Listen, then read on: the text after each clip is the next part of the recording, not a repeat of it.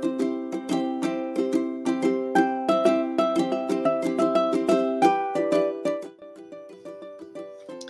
everyone, it's Kimberly at ADR Notable. I had been planning to do a video about some of the special features in ADR Notable that make it particularly helpful when you're doing a case with a co-mediator. And then I read this great blog post over the weekend by Erlene Baggett-Hayes and decided to bump it up in the queue. So in the next 7 minutes, I'm going to show you some of those special features.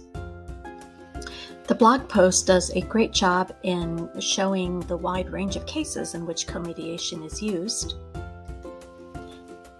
and also in highlighting some of the benefits that can be achieved when you have a co-mediator.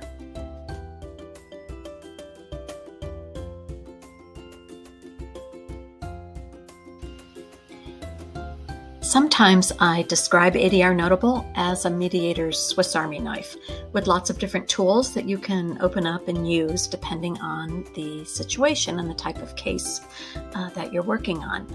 And the 4 tools that I'm going to talk about today are the ability to invite one other person to a case at no charge, the shared library, the time tracking feature, and then the case-specific checklist. In a second, I'm going to show you what it looks like when Donna Parsons invites a co-mediator to the Landmark Mall development case. But there's also a link below that will take you directly to the knowledge base article that has more detailed instructions. We're back in the Landmark Mall case, and in this variation, Donna's going to co-mediate the case with Kate Callahan, who is a specialist in real estate cases. So she's going to open up her firm and then click on the Invite User button, enter Kate's email address, and click OK. And when she scrolls down, she'll see that Kate Callahan has a pending invitation to her firm. Kate will open up her email, see that she has a new message from Parsons Mediation, click on the link, accepting the invitation to collaborate. And because she already has an ADR Notable account, all she has to do is put in her password. If she were a new user, she'd be asked to create a password, but there would be no charge. And there she is in the firm.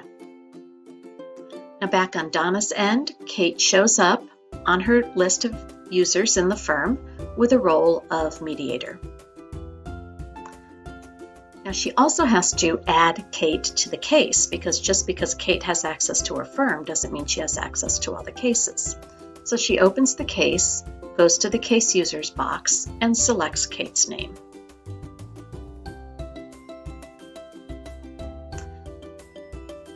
And there she is. Now she can also at this point set the level of access that Kate has by clicking on Security in the case menu and then selecting or unselecting the boxes as needed.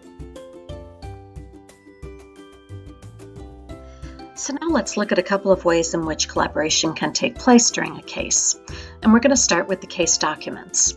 So we already have folders that are set up for the residents, for the development company, for the architect.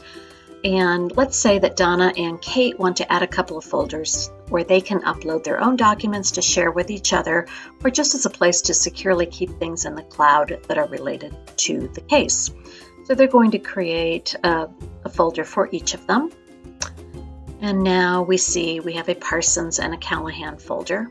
We're going to keep retained documents at the bottom. And of course, either of them can now go in. They can move documents from one folder to another. They can add documents. They can preview them. They can download them. Of course, both co-mediators can take advantage of the Request a Document feature, where they can ask any of the participants in a case to upload documents themselves directly to their folder. Another great feature for co-mediators is the ability to track your time and other billable items. And so, for example, here we can see that there are several items that were logged by Donna Parsons and one by Kate Callahan. And even if you each have different billing rates, ADR Notable will automatically attach the correct billing rate to the appropriate mediator. That holds true for case preparation, for caucus sessions, plenary sessions, and any other billable items that you may have. Now that you have a secure shared workspace, you'll want to strategize on who is going to do which tasks and when, and then share ideas perhaps on the most effective ways to generate movement toward resolution. And one simple but very effective tool to help with that is the case-specific checklist. Now we're back in the landmark mole case in the noteboard, and I'm going to show you how you can coordinate your activities and keep your communication channels open with your co-mediator using the case-specific checklist.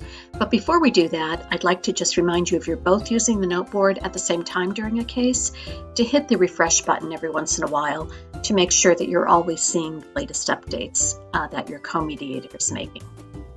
Okay, so now let's open up the checklists, and in every case, you'll see something called the case-specific checklist. This checklist does not reside in your library. It only resides in this particular case. And it's a place where you can make notes to yourself, to your co-mediator, things you want to remember, ideas you have about how the case might progress, or things you want to check up on. And for every item in a case, you can assign initials to it. This is a great way to task yourself and others with specific items in a checklist.